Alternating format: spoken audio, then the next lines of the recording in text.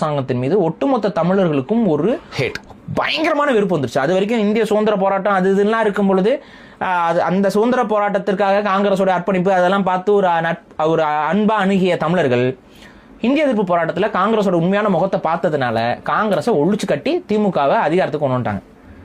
புரியுதுங்களா? அறுவடை பண்ணி அந்த அறுவடை இந்த மொழி போராட்டத்தை அறுவடை செய்தது திமுக. எங்க அப்ப போராடினவங்க எல்லாம் யாருங்க? போராடினவன் தான் செத்துட்டானேங்க. யாருங்க அவங்க எல்லாம்? தமிழர்கள்ங்க, தமிழர்கள், தமிழ் மாணவர்கள். சார் சொல்றேன், இப்ப இந்த 65 போராட்டத்துல நம்ம கடந்து போக முடியாத ஒரு ஊர் பொள்ளாச்சி. காரணம் என்னன்னா அங்கதான் அது தமிழ்நாடு முழுக்க நிறைய பேர் இறந்தாலும் பொள்ளாச்சியில் தான் 100க்கும் மேற்பட்டவர்களை ஒன்னாகவே கொன்று குமித்தார்கள்.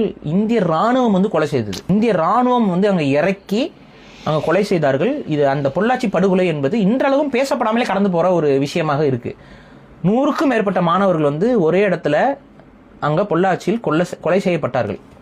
அங்க ராணுவம் பண்ண அட்ராசிட்டிஸ் வந்து பொள்ளாச்சி மக்கள் நிறைய இருக்கிற இளைய தலைமுறைக்கு தெரியுமா தெரியல, ஆனா அன்னைக்கு முந்தைய தலைமுறைகளுக்கு தெரியும் அந்த ராணுவம் அன்னைக்கு என்னென்ன கொடுமைகளை செஞ்சுச்சு அப்படிங்கிறது.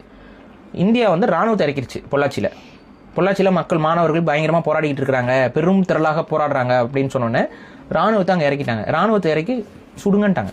எந்த ஒரு இதுவும் இல்லை, எந்த ஒரு ரெஸ்ட்ரிக்ஷனும் இல்லை, சுட்டுத்தள்ளு, எந்த ஒரு கேஸ் இல்லை, ஒன்றும் இல்லை, போ கொலை பண்ணு போ. பயம் வரணும் தமிழுக்காக அப்படின்னு சொல்லி அதை தான் இந்த படத்துல வந்து காட்சி இடமா காட்டுறாங்க. அதுல பொள்ளாச்சினே சொல்றாங்க. படத்துல என்ன ஒரே இடத்துல கொண்டுட்டாங்களாங்க? 100 பேர் இல்லைங்க, 100க்கும் மேற்பட்டவர்களை ஒரே இடத்துல கொண்டாங்கன்னு தெரியாது, எத்தனை பேர் கொண்டாங்கன்னு தெரியாது. அவங்களை எங்கெங்க போய் அவங்க உடம்பே கிடைக்கல, ராணுவமே போய் எரிச்சிருச்சுங்க. ஏங்க நம்ம நாட்டு ராணுவம் தானங்க, நம்மள எப்படிங்க அப்படி பண்ணோம்? நம்ம நாட்டு ராணுவம் தான். அதுதான் மொழி உணர்வு தேவை. ஏன் நான் தமிழ் தேசியவாதி? இதனாலதான் இதை இந்த நிகழ்வு தெரியாத இருக்கிறவன் நீ வந்து இந்திய தேசியவாதியா இருப்ப. நான் ஏன் தமிழ் தேசியவாதியா இருக்கேன்? உனக்கு இதெல்லாம் தெரியாது, எங்களுக்கு இது தெரியுது. நம்ம நாட்டு ராணுவம் தான், நம்ம வரி பணத்துல சம்பளம் வாங்குற ராணுவம் தான், நம்மை பாதுகாக்கணுங்கிறதுக்காக பயிற்சி எடுத்துக்கொண்ட ராணுவம் தான். ஆனா வந்து சுட்டு கொலை பண்ணுச்சு.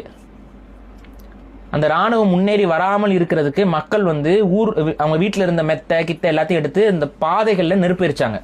ராணுவம் முன்னேறி வரக்கூடாதுங்கிறதுக்காக. ராணுவம் வர்ற வழியெல்லாம் வீடுகளை கொளுத்துச்சு. ராணுவம் எங்கெங்கெல்லாம் போறாங்களோ அங்கெல்லாம் வீடுகள் கடைகளை எல்லாம் கொளுத்துனாங்க. மக்கள் வந்து மொழிக்காக போராட்டத்துக்கு வந்துடவே கூடாதுன்னு. ஆனா அன்றைய கணிப்பு கிட்டத்தட்ட 500 பேருக்கு நிகரா உயிர்கள் போயிருக்குங்கிறது ஒரு கணிப்பு. ஏன்னா அந்த காலகட்டத்தில் மிஸ் ஆனவங்க, காணாமல் போனவங்க, மாணவர்கள் இறந்துட்டாங்கிறது உறுதிப்படுத்தப்பட்டது அப்படிங்கிறது கடந்து ஒரு 500 பேர் வந்து தோராயமாக கொல்லப்பட்டிருப்பார்கள் தமிழ்நாடு முழுக்க. அதில் பொள்ளாச்சியில் மட்டுமே 200க்கும் மேற்பட்டவர்கள் இறந்திருக்கணும்.